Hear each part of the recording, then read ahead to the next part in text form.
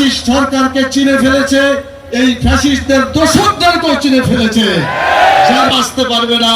এবং ফ্যাসিস্টদের দোসর যে জাতীয় পার্টি এবং তাদেরও বাংলাদেশের কোনো জায়গা হবে না।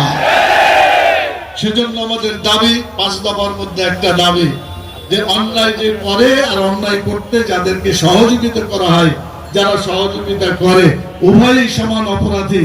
অতএব ফ্যাসিস্ট যেভাবে গেছে, নির্বাচন থেকে নির্বাসিত হয়েছে, যারা এই অপকর্ম করেছে তাদের পরিণতি একই হবে।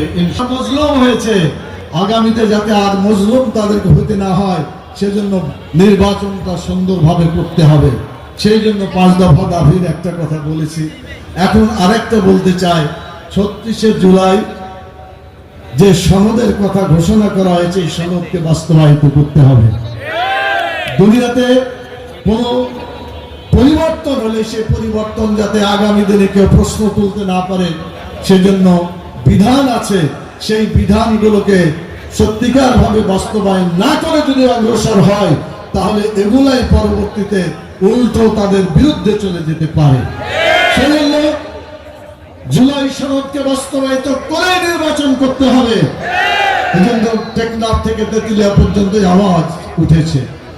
পিআর পদ্ধতি আপনারা শুনেছেন। এই পিআর পদ্ধতি প্রপোর্শনাল রিপ্রেজেন্টেশন যেটাকে বলা হয়, আনুপাতিক হারে যে নির্বাচন।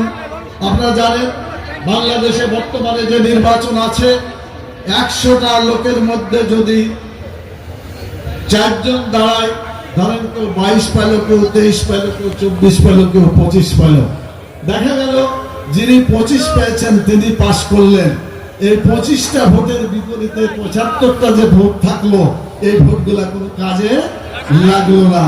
এই জন্য অনেকে বাংলাদেশে বলে ভোট পচে গেছে, ভোটকে পচতে দিব না। আমরা বলতে চাই, প্রত্যেকটা ভোটের স্বতন্ত্র মর্যাদা প্রতিষ্ঠিত হবে পিআর পদ্ধতির মাধ্যমে। ছোটখাটো দলগুলো যত কমই ভোট পাই না কেন, 1% ভোট পেলেও বাংলাদেশে 300টা আসনে তারা 3টা এমপি লাভ করতে পারবে। জনগণের ভোটের দাম হবে, ওই 75টা ভোটের দাম হলো না, 25টা ভোটের দাম হলো। এই ধরনের কারবার আর হতে দেওয়া যাবে না। এজন্য বাংলাদেশে নির্বাচন হবে, পিআর পদ্ধতিতে নির্বাচন হবে। 70-71 জন মানুষ পক্ষে রায় দিয়েছে, যেভাবে জরিপ করে দেখা গেছে।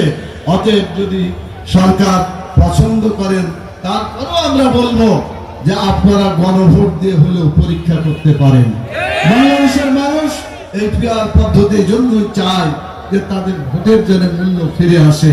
আরেকটা কারণে চায়, সেটা হলো যেভাবে তারা টাকা দিয়ে নমিনেশন কিনে এই নমিনেশন বাণিজ্য করার কারণে, মনে করেন 5 কোটি টাকা খরচ করে নমিনেশন কিনলো, নির্বাচন করলো, এই লোকটাকে 5 কোটি টাকা ছেড়ে দিবেন, এটা আদায় করবে।